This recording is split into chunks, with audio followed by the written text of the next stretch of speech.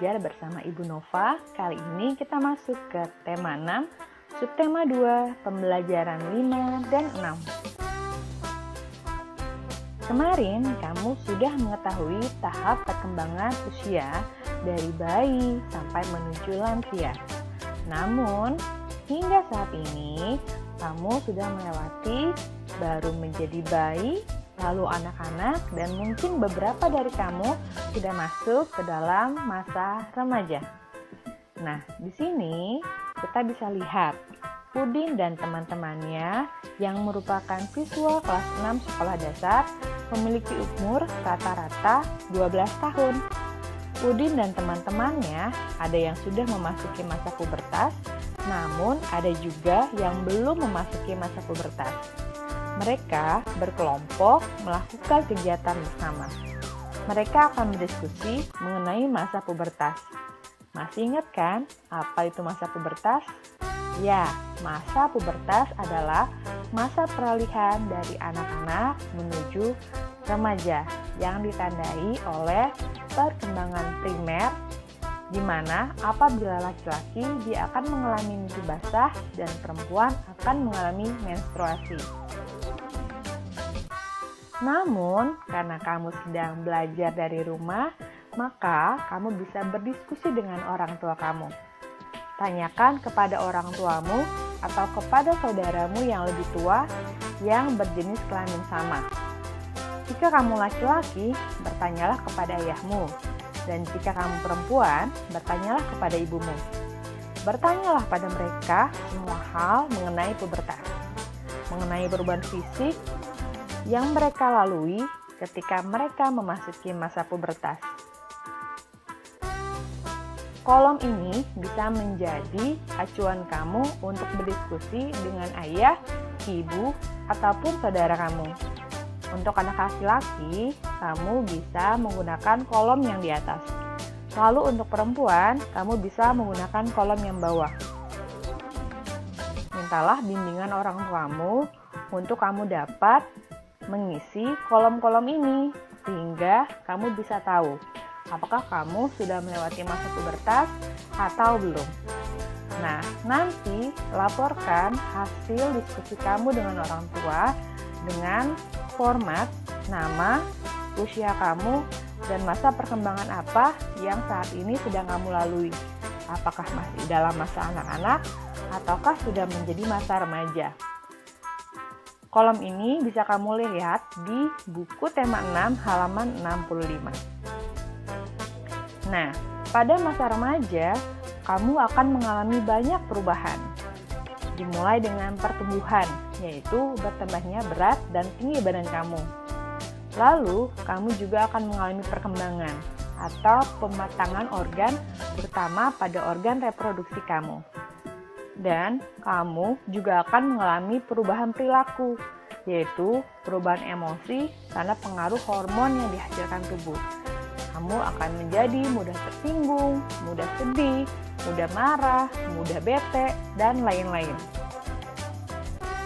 Namun, semua perubahan emosi itu harus kamu sikapi dengan bijak.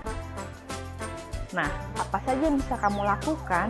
Yang pertama, apabila kamu sedang emosi, sedang marah, sedang bete, sedang sedih, berusahalah untuk tenangkan diri kamu terlebih dahulu. Jangan larut dalam masalah atau jangan larut dalam amarah.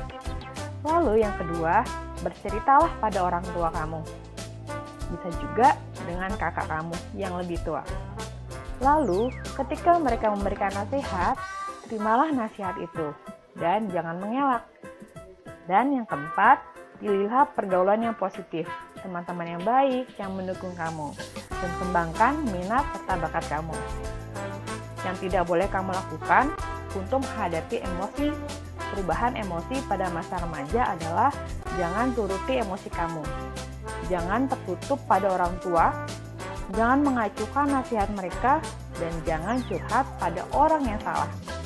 Karena ketika kamu curhat pada orang yang salah, maka bisa saja dia memberikan masukan yang buruk, yang nantinya malah akan membuat kamu menjadi tidak baik. Nah, Salah satu hal positif yang bisa kamu lakukan di sekolah ketika kamu beranjak remaja adalah bermusyawarah. Bermusyawarah di sekolah bisa dilakukan dengan cara diskusi kelompok ataupun pemilihan ketua kelas yang biasa kamu lakukan pada awal pembelajaran. Bermusyawarah dilindungi oleh undang-undang. Misalnya, pada pasal 28, pasal 28E ayat 3, dan pasal 28F. Pasal-pasal ini melindungi hak kamu untuk dapat menyampaikan pendapat, bermusyawarah, berdiskusi, baik di lingkungan sekolah, rumah, maupun masyarakat.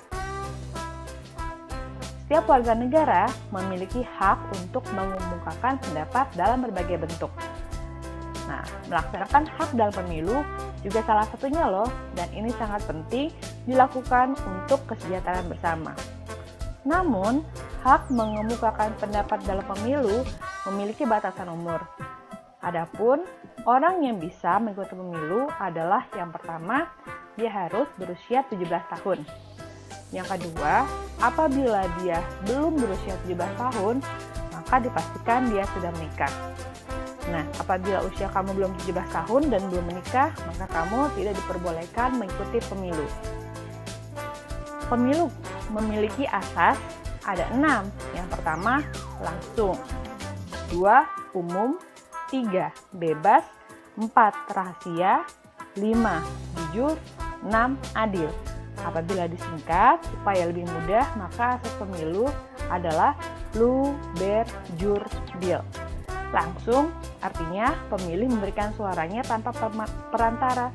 Dia langsung datang ke TPS untuk memberikan hak suaranya. Lalu, umum artinya setiap warga negara berhak memilih dan dipilih asalkan dia memenuhi syarat. Yang ketiga, bebas. Pemilih bebas menentukan pilihan tanpa paksaan dari orang lain. Yang keempat, rahasia. Pilihan pemilih dijamin tidak akan diketahui oleh siapapun. Bahkan dia tidak membocorkannya ya. 5, jujur. Semua pihak yang terlibat dalam pemilu harus jujur. Dan yang keenam, adil. Semua pihak yang terlibat dalam pemilu diperlakukan sama dan bebas dari kecurangan. Pemilu merupakan kegiatan yang memilih orang untuk mengisi jabatan politik tertentu. Bisa presiden, gubernur, wali kota, dan lainnya. Lalu, mengapa kita semua harus ikut dalam pemilu apabila sudah mencapai usia yang disyaratkan? Karena keikutsertaan warga negara dalam pemilu sangat penting untuk menentukan kebijakan dalam kehidupan berbangsa dan bernegara. Dengan pemilihan secara langsung oleh rakyat, diharapkan pejabat politik yang terpilih bisa melaksanakan amanah rakyat dengan menjalankan pemerintahan berdasarkan atas kedaulatan rakyat. Jadi, kesejahteraan rakyat akan lebih diperhatikan. Demikian materi untuk hari ini. Terima kasih dan sampai jumpa.